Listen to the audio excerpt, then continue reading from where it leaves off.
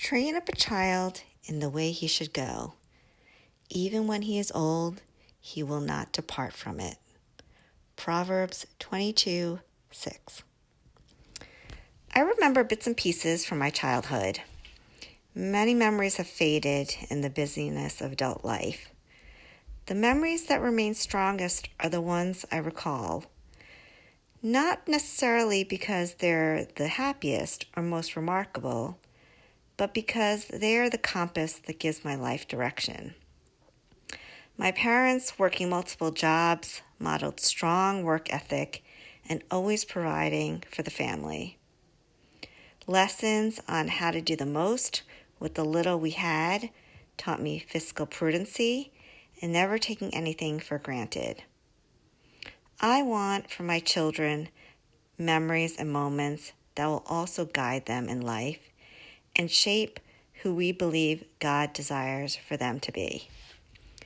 The pandemic shutdown opened a window of downtime our family has not experienced in 17 years.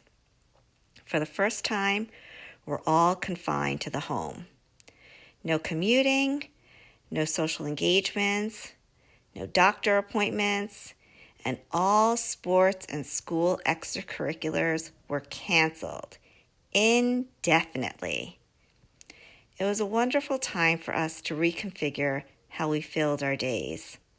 At the top of the priority list was Bible study time with the kids. We are so blessed to be part of the North Shore community family. Our kids have enjoyed being part of VBS, My High, and missions trips. But I must admit, it's been too easy to leave the spiritual nurturing of our children to the church family while we cruise easily as backseat passengers. With all this recaptured free time, we now are in a position to be truly active contributors.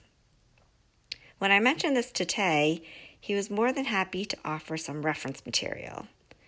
One of his suggestions, the Discover series, was chosen mainly because the lessons were succinct and story-based, lending itself to easier retention by kids suddenly overcome with fatigue, bladders that needed attention at the exact moment of the roughly 20 minutes of daily studies.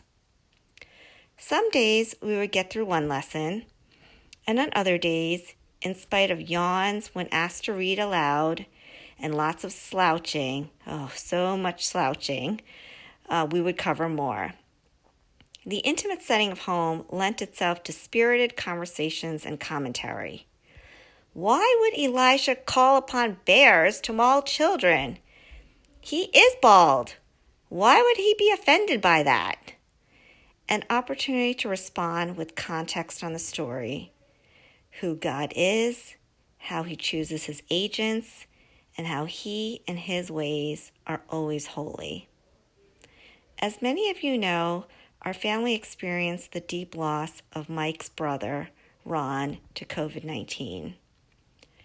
This event rattled our world, bringing into question, from the oldest to the youngest, why did this happen? What is God's purpose for allowing such sadness? Can we experience peace while in grief? What truths are unfailing? What can we depend on?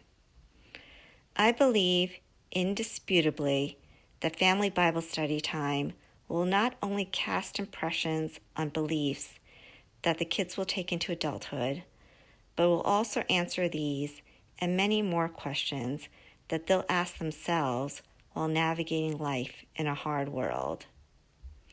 And if nothing else, Rachel can attest, and I quote, "All the Bible study we did helped me with my high Jeopardy. I actually knew the answers." But Abby knew more. Is it because her dad is a pastor?